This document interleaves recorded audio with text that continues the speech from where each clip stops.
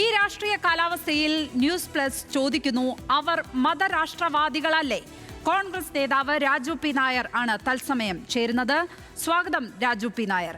പ്രതിപക്ഷ നേതാവിന്റെ പ്രതികരണം കേട്ടപ്പോൾ ജമാഅത്തെ ഇസ്ലാമി, അതിന്റെ രാഷ്ട്രീയ രൂപമാണല്ലോ വെൽഫെയർ പാർട്ടി, അവർ ഇപ്പോൾ മതരാഷ്ട്രവാദം ഉന്നയിക്കുന്നില്ല എന്നാണ് പറയുന്നത്. ജമാഅത്തെ ഇസ്ലാമി മതരാഷ്ട്രവാദം ഉന്നയിക്കുന്നില്ല എന്ന പ്രസ്താവന ശരിക്കും ഒരു തമാശയല്ലേ?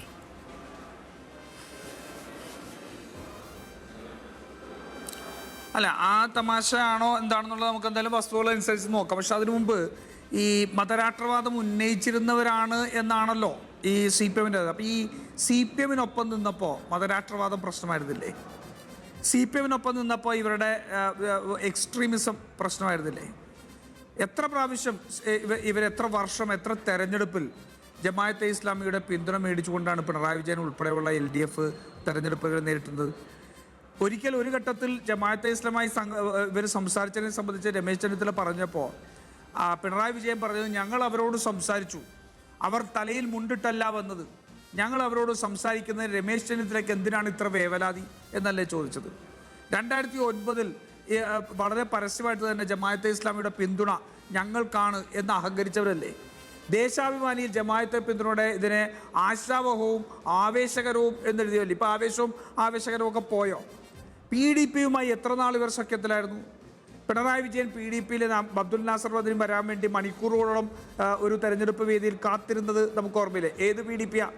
P. ജയരാജൻ ഈ സംസ്ഥാനത്തെ യുവാക്കളായിട്ടുള്ള മുസ്ലിം യുവാക്കളുടെ തീവ്രതയിലേക്ക് നയിക്കുന്നു എന്ന് ആരോപണം ഉന്നയിച്ച പുസ്തകം എഴുതിയ, ആ പുസ്തകം പ്രകാശനം ചെയ്ത പിണറായി വിജയനാണ്. ആ പിണറായി വിജയന് ഇവർ മുസ്ലിം യുവാക്കളെ ഭീകരവാദത്തിലേക്ക് നയിക്കുന്നു എന്നുള്ള ഒരു ആക്ഷേപം ഇപ്പോൾ ഇല്ലാതായോ? അപ്പോൾ ഇരട്ടത്താപ്പുകളാണ്. ഇവരുടെ കൂടെ നിൽക്കുന്ന സമയത്തെല്ലാം അവർ ജനാധിപത്യവാദികളായിരുന്നു, ഇവരുടെ കൂടെ നിൽക്കുമ്പോഴെല്ലാം അവർ മതേതരവാദികളായിരുന്നു. പക്ഷേ ആരെങ്കിലും ഇടതുമുന്നണിയിൽ നിന്ന് പുറത്തേക്ക് പോയാൽ അവരപ്പോൾ തന്നെ ഭീകരവാദികളായി മാറുന്ന സാഹചര്യം. RSSൻ്റെ നിലപാട്, RSSനെ പോലും തോൽപ്പിക്കുന്ന നിലപാട്. സ്വരാജൊക്കെ വലിയ വായനക്കാരാണല്ലോ, വലിയ ചരിത്ര ഗവേഷകരും വലിയ വായനക്കാർ. ഇവരുടെ ചരിത്രവും ഇവരുടെ ഗവേഷണവും ഒന്നും 2026 മുമ്പിൽ 25 മുന്നിലേക്ക് പോകുന്നില്ലേ? ഇപ്പം മാത്രമേ ഉള്ളൂ. എന്തുകൊണ്ടാണ് സ്വരാജ് 2009 ഉൾപ്പെടെ ഈ CPM ജമാഅത്തെ ഇസ്ലാമിയുടെ പിന്തുണ മേടി തെരഞ്ഞെടുപ്പിനെ നേരിട്ടപ്പോൾ എന്താ സ്വരാജ് പ്രതികരിക്കാതിരുന്നത്? നോക്കൂ, ഇപ്പോൾ മഹാത്മാഗാന്ധിയെ വെടിവെച്ചു കൊന്ന ഹിന്ദു മഹാസഭയുടെ പിന്തുണ മേടിച്ചിരിക്കുകയാണ്. MV ഗോവിന്ദനോട് ചോദ്യം ചോദിച്ചപ്പോൾ MV ഗോവിന്ദൻ കണ്ടത് ശരിക്കുള്ള നമ്മുടെ തമാശ എന്ന് പറയുന്നത് അതായിരുന്നില്ലേ? ഇന്നാക്കേണ്ടതായിരുന്നില്ലേ ശരിക്കുള്ള തമാശ? MV ഗോവിന്ദനോട് PDP-യെ കുറിച്ച് പറയുമ്പോൾ പീഡിത മുന്നണിയാണ്. എന്താ PDP എന്ന് പേരിൽ PD ഉള്ളതുകൊണ്ടാണോ അങ്ങനെയാവുന്ന? P. ജയരാജൻ അതല്ലല്ലോ അഭിപ്രായമുള്ളത്. അപ്പോൾ അത് പറയുകയും അതിനുശേഷം ഈ ഹിന്ദു മഹാസഭയുടെ പിന്തുണ മേടിച്ച് അവരാരാണെന്നറിയാതെ എന്നാലും പിന്തുണ തള്ളിപ്പറയാതിരിക്കും. അതെല്ലാം കഴിഞ്ഞപ്പോൾ ഇന്ന് ഹിന്ദു മഹാസഭയുടെ നേതാക്കന്മാരും നമ്മുടെ വിജയരാഘവനുമായിട്ട് നിൽക്കുന്ന ചിത്രം പുറത്തു വന്നല്ലോ. അവർ പിന്തുണ പ്രഖ്യാപിച്ച് വിജയരാഘവനെ കണ്ടു. അപ്പോൾ അറിയാത്ത ഹിന്ദു മഹാസഭയുടെ ഒപ്പമായിരുന്നോ വിജയരാഘവൻ ചർച്ച നടത്തിയത്? അപ്പോൾ ഈ നാട്ടിൽ സന്ദേഹം ചെയ്തിട്ടുള്ളത് ഇവരാണ്. ആ രാഷ്ട്രീയ ചരിത്രം മറന്നുകൊണ്ടല്ല ഈ ചോദ്യങ്ങൾ ചോദിക്കുന്നത് ശ്രീ രാജു പി നായർ. അവർ എത്ര സമയം, എത്ര കാലം സഖ്യത്തിൽ ഏർപ്പെട്ടിരുന്നു എന്നുള്ളതും വെൽഫെയർ പാർട്ടിയുടെ പിന്തുണ CPM-ന് കിട്ടിയ കാര്യവും അത് കാലങ്ങളായി കിട്ടിക്കൊണ്ടിരുന്നു എന്നുള്ള കാര്യവും അറിയാതെയല്ല ഈ ചോദിക്കുന്നത്. ഇപ്പോൾ ചോദിക്കുന്നത് കോൺഗ്രസ് പാർട്ടി അവരുടെ പിന്തുണ വളരെ ആഘോഷപൂർവ്വം സ്വീകരിക്കുകയാണ്. അത് ഓക്കെ, ഒരു തെരഞ്ഞെടുപ്പാകുമ്പോൾ ഒരു പാർട്ടി പിന്തുണ അറിയിക്കുമ്പോൾ അത് സ്വീകരിക്കുന്നത് മനസ്സിലാക്കാം. പക്ഷേ അവരെ ഈ രീതിയിൽ വെള്ളപൂശണമോ എന്നുള്ളതാണ് ചോദ്യം. അവർക്ക് ഇപ്പോൾ മതരാഷ്ട്രവാദമില്ല എന്നെങ്ങനെയാണ് അത്ര ഉറപ്പിച്ചു പറയാൻ കഴിയുക? അല്ല, ഇന്ത്യയിൽ പ്രവർത്തിക്കുന്നവർക്ക് അത്തരത്തിലുള്ള മതരാഷ്ട്രവാദം, ഇവിടെ മതരാഷ്ട്രവാദം ഉയർത്തുന്ന ആരാ? ലക്ഷ്മി, അതൊന്ന് കൃത്യമായിട്ട് നമ്മൾ ജനങ്ങളെ തെറ്റിദ്ധരിപ്പിക്കുന്ന രീതിയിലേക്ക് ചർച്ച പോരുത്. ആരാണ് ഈ രാജ്യത്ത് മതരാഷ്ട്രവാദം ഉയർത്തുന്നത്? മതരാഷ്ട്രവാദം ഉയർത്തുന്നുണ്ട്, അത് മാറ്റി നിർത്തുന്നില്ല. അതാണ്.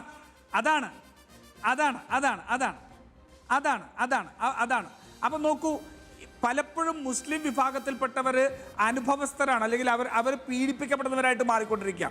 ഈ രാജ്യത്ത് മതരാഷ്ട്രവാദം വിഘടനവാദവും ഉയർത്തുന്നത് RSS ആണ് ഇല്ലേ? ആ RSSന്റെ മതരാഷ്ട്രവാദത്തോട് സന്ധി ചെയ്തവരല്ലേ ഇവർ ഇല്ലേ? RSS പല പ്രോക്സികൾ വെച്ചിട്ടാണ് രാജ്യത്ത് പ്രവർത്തിക്കുന്നത്. മഹാത്മാഗാന്ധിയെ കൊന്ന സംഘടന ഹിന്ദു മഹാസഭയാണ്.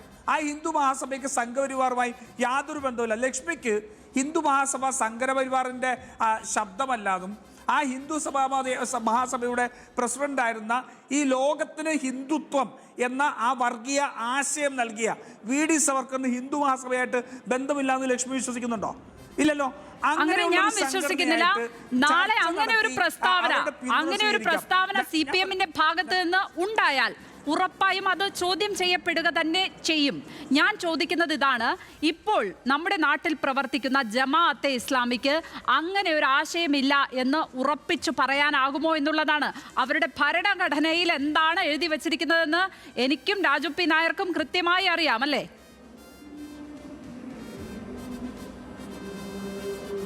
അല്ല ലക്ഷ്മി, അത് തന്നെയാണ് ഞാൻ ഇന്ത്യൻ കോണ്ടെക്സ്റ്റിലാണ് ഞാൻ സംസാരിക്കുന്നത്.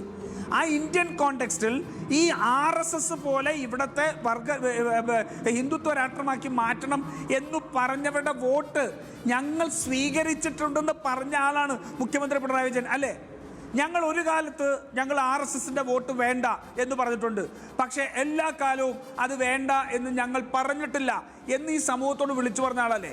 അപ്പം മതരാഷ്ട്രവാദം ഉന്നയിക്കുന്ന സംഘടനകളോട്, തീവ്ര ചിന്താഗതിയുള്ള സംഘടനകളോട് യാതൊരു ഐത്തവും പ്രഖ്യാപിക്കാതെ അവരുടെ പിന്തുണ സ്വീകരിച്ചിട്ടുള്ള ആൾക്കാരാണ്. ഞാൻ പറയുന്നത് ജമാഅത്തെ ഇസ്ലാമി ഇന്ത്യൻ കോണ്ടെക്സ്റ്റിൽ ഇന്ത്യയെ ഒരു മതരാഷ്ട്രവാദമാക്കണമെന്ന് പറഞ്ഞതായിട്ട് ഞാൻ കേട്ടിട്ടില്ല. ഇന്ത്യയിലെ മുസ്ലിം സംഘടനകളൊന്നും ഇന്ത്യയെ മതരാഷ്ട്രവാദം എന്ന് പറയുന്നവരല്ല. അവരൊരു പക്ഷേ ഒരു പരിധി വരെ അവരുടെ ഭരണഘടനയിൽ എഴുതി വച്ചിട്ടുണ്ട് ഹുക്കുമത്തെ ഇലാഹി എന്നതായിരുന്നു. കൃത്യമായി തന്നെ മതരാഷ്ട്രവാദം എന്നുള്ളതായിരുന്നു സ്വാതന്ത്ര്യത്തിന് മുമ്പുള്ള ജമാഅത്തെ ഇസ്ലാമിയുടെ ഭരണഘടനയിൽ എഴുതി വച്ചിരുന്നതെങ്കിൽ അത് മാറ്റി ഇഖാമത്തുദ്ദീൻ എന്നതാക്കിയിട്ടുണ്ട്. ഈ ഇഖാമത്തുദ്ദീൻ എന്താണ് എന്നുള്ളത് അവരുടെ തന്നെ വാരികയായ പ്രബോധനത്തിൽ കൃത്യമായി പറയുന്നുണ്ട്. ഈ ദീനിന്റെ ഇഖാമത്ത് കൊണ്ടുള്ള വിവക്ഷ യാതൊരുവിധ പരിച്ഛേദവും വിഭജനവും കൂടാതെ ആത്മാർത്ഥതയോടും ഏകാഗ്രതയോടും കൂടി ഈ ദീനിനെ പൂർണ്ണമായും പിന്തുടരുകയും വ്യക്തിയുടെ പുരോഗതിയും സമുദായത്തിന്റെ നിർമ്മാണവും രാഷ്ട്രത്തിന്റെ സംവിധാനവുമെല്ലാം ഈ ദീനിന് അനുരൂപമായിരിക്കുവാറ് മനുഷ്യ ജീവിതത്തിന്റെ വ്യക്തിപരവും സാമൂഹികവുമായ നിഖില മേഖലകളിലും ഇതിനെ പൂർണ്ണമായും നടപ്പിൽ വരുത്തുകയും ചെയ്യുക എന്നതാണ്. ഇതെന്താണ് എന്ന് കുറച്ചുകൂടി വിശദമായി പറഞ്ഞിട്ടുണ്ട്. രാഷ്ട്രം രൂപീകരിച്ച് ഇസ്ലാമിക നിയമങ്ങൾ നടപ്പിലാക്കുന്നതിന് മാത്രമായി പറയുന്ന പേരല്ല ഇഖാമത്തുദ്ദീൻ. അതിന് മാത്രമായി പറയുന്ന പേരല്ല, ജീവിതത്തിലുടനീളം ഇസ്ലാമിനെ പിൻപറ്റുന്നതിൻ്റെ പേരാണ്. അതിൽ തന്നെ പറഞ്ഞിട്ടുണ്ട്, അപ്പോൾ രാഷ്ട്രം രൂപീകരിച്ച് ഇസ്ലാമിക നിയമങ്ങൾ നടപ്പിലാക്കുന്നതിന് മാത്രമായി പറയുന്ന പേരല്ല. അപ്പോൾ അതും ആ മതരാഷ്ട്രവാദവും അതിൽ ഇൻക്ലൂഡഡ് ആണ് എന്നല്ലേ അതിനർത്ഥം? ഇത് വേറെ ആരും പറയുന്നതല്ല, പ്രബോധനത്തിൽ എഴുതി വെച്ചിരിക്കുന്നത്. ഞാനിപ്പോൾ ഈ ചർച്ചയ്ക്ക് വരുന്നതിന് മുമ്പ് നോക്കിയതാണ് കേട്ടോ അത്. അല്ല, ജമാഅത്തെ ഇസ്ലാമി വേൾഡ് വൈഡ് ഉള്ള ഒരു ഇതുകൂടിയാണ്. അവിടെ പലയിടത്തും അവർക്ക് പല സമീപനങ്ങളും ഉണ്ടായിട്ടുണ്ട്. ഞങ്ങൾ അതിനെയൊന്നും ന്യായീകരിക്കാൻ പോകുന്നില്ല.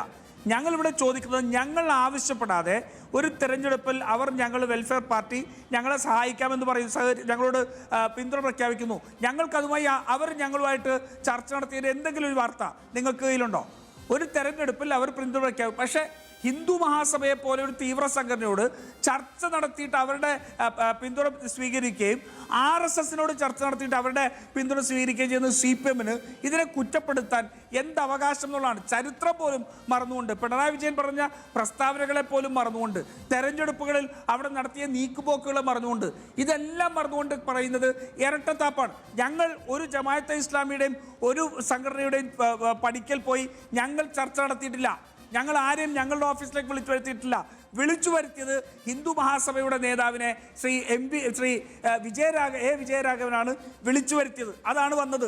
അപ്പം അറിയില്ല എന്ന് പറയുന്ന സംഘടനകൾ ഓഫീസിൽ നിൽക്കുന്ന ചിത്രം കണ്ട ദിവസമല്ലേ? ഇതല്ലേ ഇരട്ടത്താപ്പ്? ആ ഇരട്ടത്താപ്പല്ലേ ചോദ്യം ചെയ്യപ്പെടേണ്ടത്?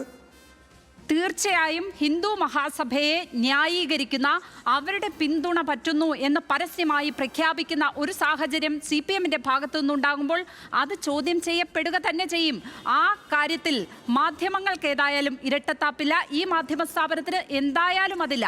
ഇവിടെ ചോദിക്കുന്നത് മതരാഷ്ട്രവാദം ഇല്ല എന്ന് പറയുന്ന വെള്ളപൂശലിലേക്ക് കാര്യങ്ങൾ പോകുന്നില്ലേ എന്നുള്ളത് മാത്രമാണ് ചോദ്യം.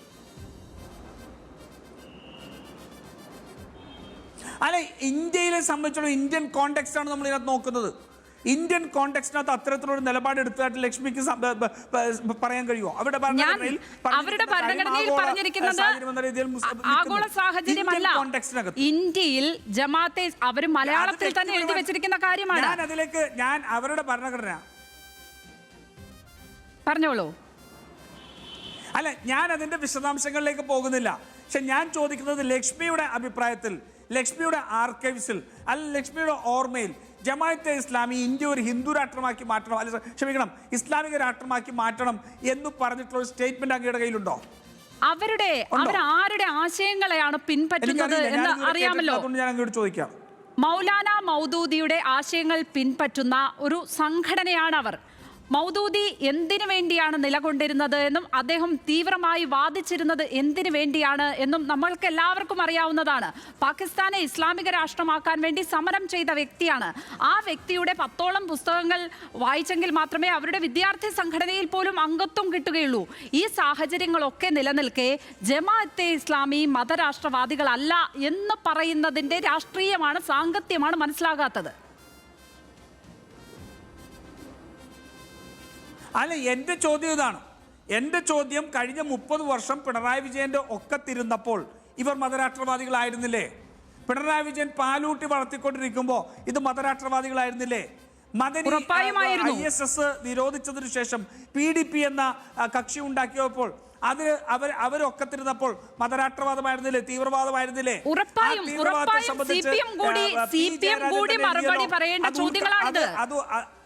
ഇവിടെ ഇത് CPM കൂടി മറുപടി പറയേണ്ട ചോദ്യങ്ങളാണ്. CPM കൂടിയല്ല, CPM ആണ് മറുപടി പറയേണ്ടത്. ഇത് രണ്ട് കക്ഷികളും മറുപടി പറയേണ്ടത്. കഴിഞ്ഞ നോക്കൂ ലക്ഷ്മി പ്രിയ, നോക്കൂ, ഈ കഴിഞ്ഞ കുറച്ച് നാളുകളായി, കഴിഞ്ഞ ലോക്സഭാ തെരഞ്ഞെടുപ്പ്, 2 ലോക്സഭാ തെരഞ്ഞെടുപ്പോടുകൂടി CPM-നെ ഇവിടുത്തെ ഭൂരിപക്ഷ സമുദായം കൈയടിയുന്നു എന്ന് കണ്ടപ്പോൾ അവർ ഈ പറയുന്ന മുസ്ലിം വർഗീയവാദത്തെ എന്നുള്ള ആരോപണവുമായിട്ട് വരികയാണ്. മലപ്പുറത്ത് നടക്കുന്ന എന്തിനേയും മുസ്ലിം വർഗീയതയിലേക്ക് കൊണ്ടുപോവാണ്. രാജ്യത്തുള്ള എല്ലാ എയർപോർട്ടുകളിലും സ്വർണ്ണക്കള്ളക്കടത്തും ഹവാലയും നടക്കുമ്പോൾ മലപ്പുറത്തെ മാത്രം എടുത്തുകൊണ്ട് മലപ്പുറത്തെ മനുഷ്യരെ ഭീകരവാദികളെ ചിത്രീകരിക്കാൻ വേണ്ടി ശ്രമം നടത്തിക്കൊണ്ടിരിക്കുകയാണ്.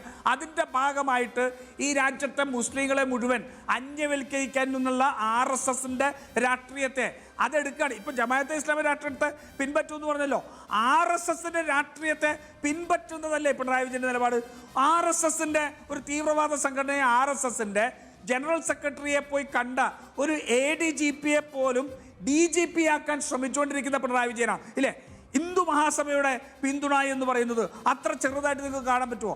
എണ്ണം കൊണ്ടല്ല, ആശയം കൊണ്ട് കാണാൻ പറ്റുമോ? ഹിന്ദു മഹാസഭയെ പോലൊരു സംഘടന വിജയരാഘവനെ കാണാൻ വേണ്ടി വന്നാൽ കേരളത്തിലുള്ള ഹിന്ദു മഹാസഭ ഈ നോർത്ത് ഇന്ത്യയിലുള്ള ഹിന്ദു മഹാസഭയാണെന്ന് ഞാൻ മനസ്സിലാക്കുന്നില്ല. ഇവിടെ പേര് മാത്രമുള്ള ഒരു കടലാസ് സംഘടനയല്ലേ? അവർ പിന്തുണ പ്രഖ്യാപിച്ചിരിക്കുന്നു. ഉറപ്പായും നിങ്ങൾ ഈ പറയുന്ന ഈ ഹിന്ദു മഹാസഭയുടെ പിന്തുണ തന്നെ നേടിയെന്നിരിക്കട്ടെ, ഓക്കെ, അതങ്ങനെയാണെങ്കിൽ പോലും ആ വാദത്തെ നിങ്ങൾക്ക് രാഷ്ട്രീയമായി ഉപയോഗിക്കുവാൻ ഇങ്ങനെ വെൽഫെയർ പാർട്ടിയുടെ പിന്തുണയുമായി ചെന്ന് അതിനെ എതിർക്കാൻ കഴിയുമോ? ദേശീയ തലത്തിൽ തന്നെ കോൺഗ്രസിനെതിരെ ന്യൂനപക്ഷ വർഗീയത ആരോപിക്കുന്നുണ്ട് BJP അടക്കമുള്ള കക്ഷികൾ. അപ്പോഴാണ് പ്രിയങ്ക ഗാന്ധിയുടെ ലോക്സഭാ മണ്ഡലത്തിൽപ്പെടുന്ന ഒരു നിയോജക മണ്ഡലത്തിൽ തെരഞ്ഞെടുപ്പ് നടക്കുമ്പോൾ ഈ വെൽഫെയർ പാർട്ടിയുടെ പിന്തുണയെ ഇത്ര ആഘോഷമാക്കുന്നത്. അത് രാഷ്ട്രീയമായി ദോഷം ചെയ്യില്ലേ കോൺഗ്രസിന് എന്നുള്ളതാണ് ചോദ്യം. ലക്ഷ്മി പത്മ, കഴിഞ്ഞ 10 വർഷമായിട്ട് ഈ രാജ്യത്ത് ഹിന്ദുത്വ വർഗീയത ഏറ്റവും ശക്തമായി നിൽക്കുമ്പോൾ എല്ലാ രാഷ്ട്രീയ പാർട്ടികളും, ഒരുമാതിരിപ്പെട്ട എല്ലാ രാഷ്ട്രീയ പാർട്ടികളും ആ വർഗീയ രാഷ്ട്രീയത്തിന് കീഴടങ്ങുമ്പോൾ വളരെ ചുരുക്കം ചില രാഷ്ട്രീയ പാർട്ടികൾ മാത്രമാണ് അതിനോട് എതിർത്ത് നിൽക്കുന്നത്. DMK ഉണ്ടാവാം, നമ്മുടെ RJD ഉണ്ടാവാം. അങ്ങനെയുള്ളതിൽ ഏറ്റവും മുൻപന്തിയിൽ നിന്ന് ഇന്ന് ആ വർഗീയതയ്ക്കെതിരെ ഏറ്റവും ശക്തമായ പോരാട്ടം നടത്തുന്ന പാർട്ടിയുടെ പേര് കോൺഗ്രസും അതിൻ്റെ നേതാവ് രാഹുൽ ഗാന്ധിയുമാണ്, ഇല്ലേ? മല്ലികാർജ്ജുൻ ഖാർഗെയാണ്, ആ പ്രിയങ്ക ഗാന്ധിയാണ്, അങ്ങ് ഉൾപ്പെടെ സൂചിപ്പിച്ചല്ലോ പ്രിയങ്ക ഗാന്ധി ഉൾപ്പെടെ. ഈ രാജ്യത്ത് മുസ്ലിം വിഭാഗത്തോടൊപ്പം നിൽക്കുന്നത് രാജ്യവിരുദ്ധവും ഭീകരവാദവുമായി ചിത്രീകരിക്കപ്പെടുന്ന സ്ഥലത്ത് ആ അടിച്ചമർത്തപ്പെടുന്നവരോട് ഒരുമിച്ച് നിൽക്കുക എന്നുള്ള ഞങ്ങളുടെ കർത്തവ്യമാണ്, ഞങ്ങളുടെ ആശയമാണ്. ആ അടിച്ചമർത്തപ്പെടുന്നവൻ്റെ ഒപ്പം നിൽക്കുമ്പോൾ മാത്രമേ കോൺഗ്രസ് ആവുന്നുള്ളൂ. അതുകൊണ്ട് ഈ രാജ്യത്ത് RSS ഉയർത്തുന്ന രാഷ്ട്രീയത്തിൻ്റെ സ്വാധീനത്താൽ വഴിപ്പെടാനോ അവരെ പിന്തുണയ്ക്കാതെ അവരെ മാറി നിൽക്കാനോ ഈ ഹിന്ദുത്വ രാഷ്ട്രീയത്തിന് അത്തരത്തിലുള്ള നിശബ്ദതയോടുകൂടിയെങ്കിലും അവരെ സഹായിക്കാനോ കോൺഗ്രസ് ഒരിക്കലും തയ്യാറല്ല. ഇവിടുത്തെ മുസ്ലിങ്ങളെ, ഈ രാജ്യത്തുള്ള പാവപ്പെട്ട മനുഷ്യരെ അവരുടെ മതത്തിൻ്റെ പേരിൽ അവരെ ഭീകരവാദികളായി ചിത്രീകരിക്കാൻ നിന്നാൽ അതിനു മുൻപിൽ ഒരു പരിചയെ പോലെ കോൺഗ്രസ് തോക്കും. ഒന്നല്ല 1000 തെരഞ്ഞെടുപ്പ് തോറ്റാലും ഞങ്ങൾ അവരുടെ മുന്നിൽ നിൽക്കും. അല്ലെങ്കിൽ ഞങ്ങൾക്ക് കീഴടങ്ങാലോ, ഞങ്ങളുടെ നേതാവ് രാഹുൽ ഗാന്ധിക്ക് കീഴടങ്ങാലോ, ഇല്ലേ? പിന്നെ എന്തുകൊണ്ടാണ് ശ്രീ രാജു പി നായർ 2020 മുതലാണല്ലോ ഈ പിന്തുണ കോൺഗ്രസ് UDF നേടിത്തുടങ്ങുന്നത്? ലീഗ് ആദ്യഘട്ടത്തിൽ ജമാഅത്തെ ഇസ്ലാമിയും വെൽഫെയർ പാർട്ടിയും ഒക്കെ തള്ളിപ്പറഞ്ഞവരാണ്. പിന്നീട് രാഷ്ട്രീയ ലാഭത്തിന് വേണ്ടി കൂട്ടുകൂടുക തന്നെയായിരുന്നു. 2020 വരെ എന്തുകൊണ്ടാണ് അവരെ അകറ്റി നിർത്തിയത്?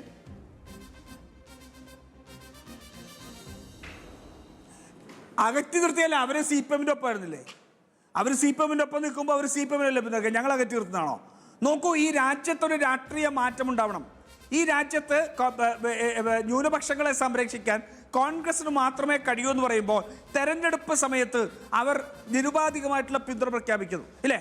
ഞങ്ങളും ജമാഅത്തെ ഇസ്ലാമിയായിട്ട് ഈ ഏതെങ്കിലും ഒരൊറ്റ വേദി, ഒരുമിച്ചൊരു വേദി നിങ്ങൾക്ക് പറഞ്ഞുതരാൻ പറ്റുമോ? ഞങ്ങളുമായിട്ട് ഒരുമിച്ചൊരു വേദി പറഞ്ഞു തരാൻ പറ്റുമോ? അവരുടെ ഏതെങ്കിലും ഒരു പരിപാടി ഉദ്ഘാടനം ചെയ്യാൻ ഞങ്ങൾ പോയിട്ട് പറയാൻ പറ്റുമോ? നോക്കൂ, ഇപ്പോൾ PDPയുടെ സമ്മേളനം ഉദ്ഘാടനം ചെയ്തിരിക്കുന്നത് KT ജലീല. PDPയുടെ KT ജലീല പോയിരിക്കുന്നത്.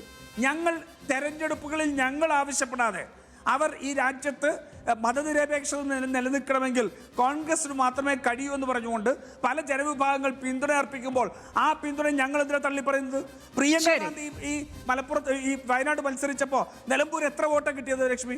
എത്ര വോട്ടാണ് കിട്ടിയത്? 29,000 വോട്ട് മാത്രമാണ് ഈ LDFന് കിട്ടിയത്, ഇല്ലേ? 29,000 വോട്ട്. CPM എന്തിനാ പ്രിയങ്ക ഗാന്ധിക്ക് വോട്ട് ചെയ്യുന്നത്? കാരണം ഈ രാജ്യത്ത് മതേതരം നിലനിൽക്കണമെങ്കിൽ അവർ ജയിക്കണം, കോൺഗ്രസ് ജയിക്കണം.